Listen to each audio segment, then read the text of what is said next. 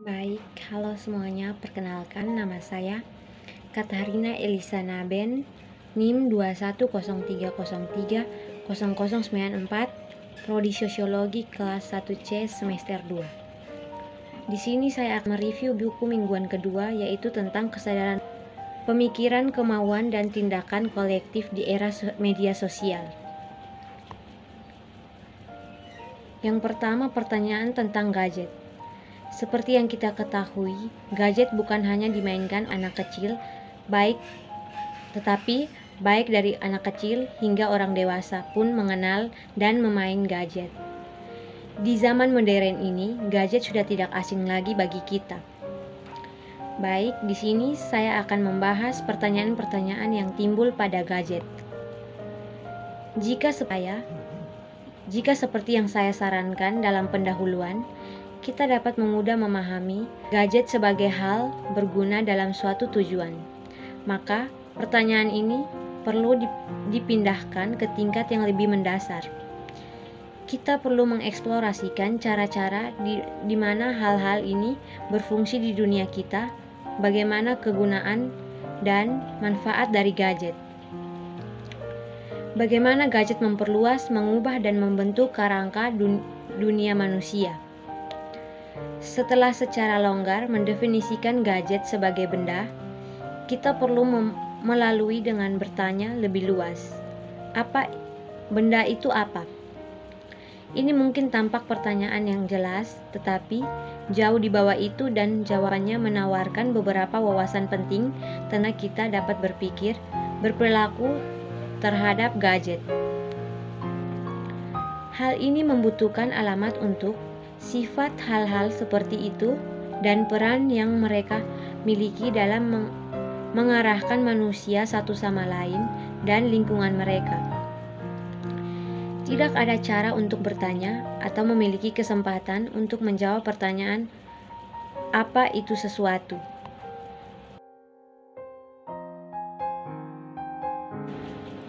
Tanpa mengakui kontribusi mendasar dari Martin Heidegger.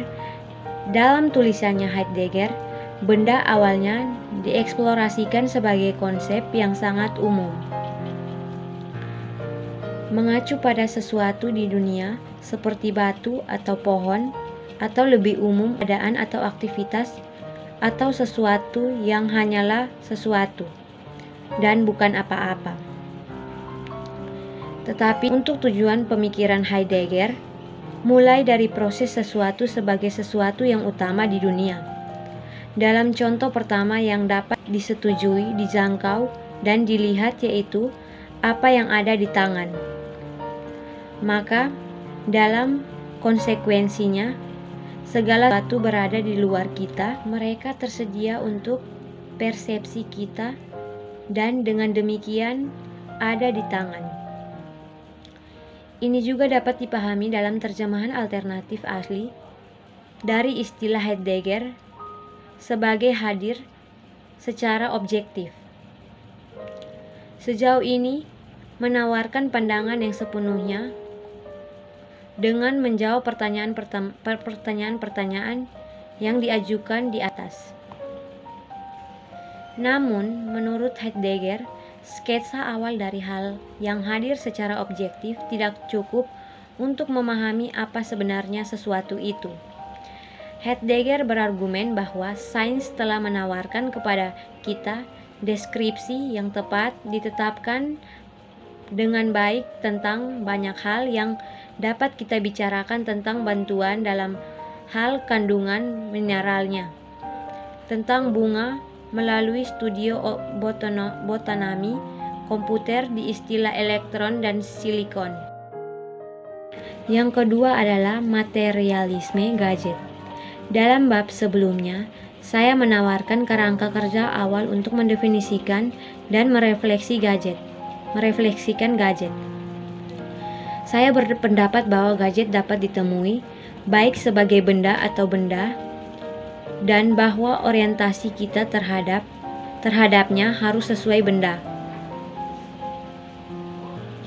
Mengenali potensinya sebagai benda fokus yang berkumpul. Saya berpendapat untuk melepaskan terhadap gadget sebagai disposisi untuk mendukung ini.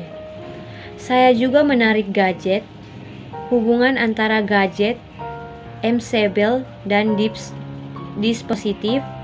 Saya menyatukan aspek pembentukan politik dan ekonomi dari gadget, tetapi dengan cara yang agak Oleh karena itu, dalam bab ini saya akan mengembangkan tema-tema tersebut dengan eksplorasi yang lebih konseptual dan berfokus tentang peran, modal, dan kesadaran secara lebih luas dalam pembentukan gadget dengan menekankan khusus pada pemahaman material tentang potensi gadget, tetapi juga keterbatasan mereka sebagai sumber eksploitasi dan ketersaingan.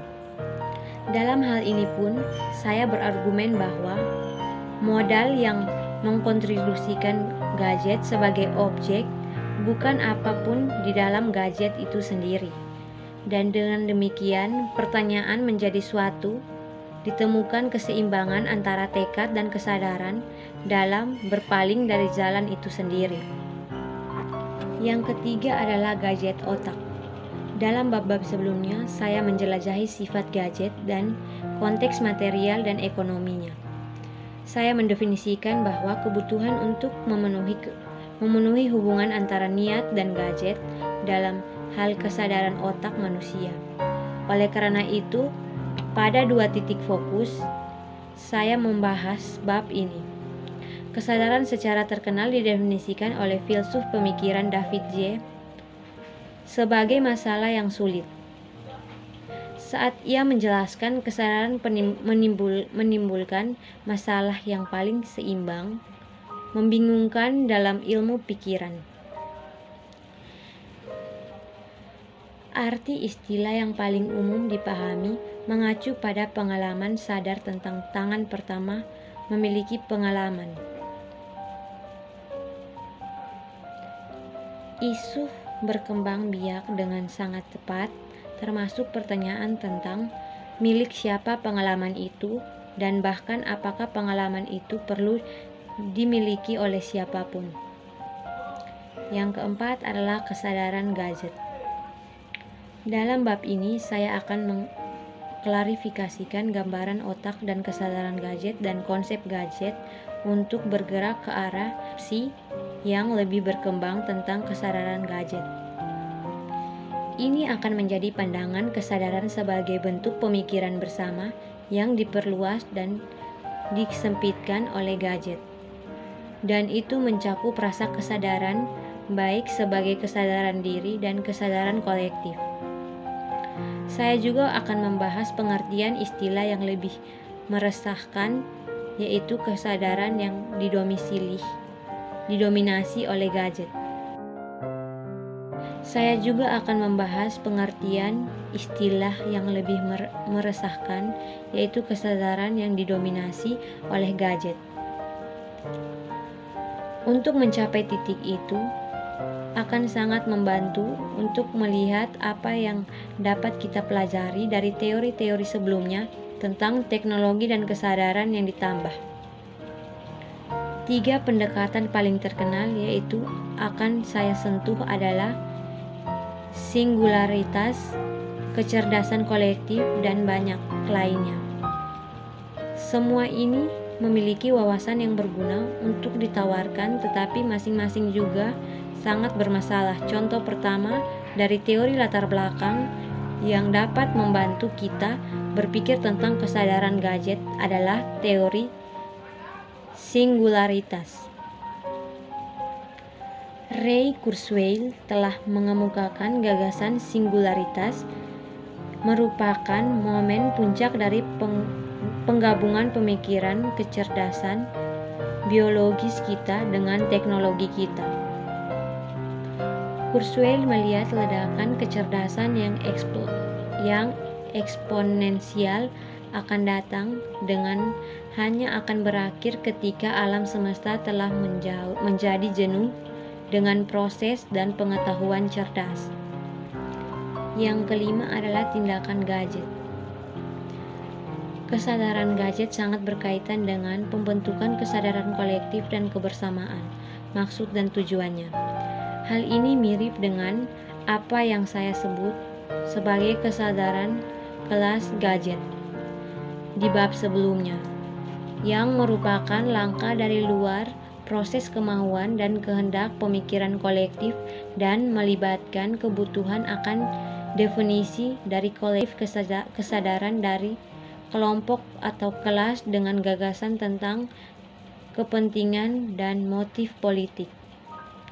Dengan demikian, ide tindakan gadget mengarah pada pertanyaan siapa kita, atau bahkan lebih kuat lagi pada pertanyaan yang menanyakan untuk saya adalah bahwa kita dapat spektrum kecenderungan dalam tindakan kolektif yang secara luas terbagi menjadi apa yang akan saya definisikan sebagai kesadaran resonan dan idiot, seperti sebuah divisi yang juga setara dengan penggunaan gadget dalam metode bedah atau objek. Yang keenam yaitu gadget berjangka. Kekuatan sosial aktif bekerja persis seperti kekuatan alam, membabi buta, paksa, deskriptif, secara kita tidak memahami dan memperhitungkan kelemahannya. Tetapi ketika kita memahami tindakan mereka, arah mereka, itu hanya bergantung pada diri kita sendiri untuk menundukkan mereka lebih pada kehendak kita sendiri, dan melalui mereka kita mencapai tujuan kita sendiri. Dan ini terutama berlaku untuk kekuatan produktif yang hebat saat ini. Dengan demikian dalam bab ini berakhir. Sekian hasil presentasi saya, terima kasih.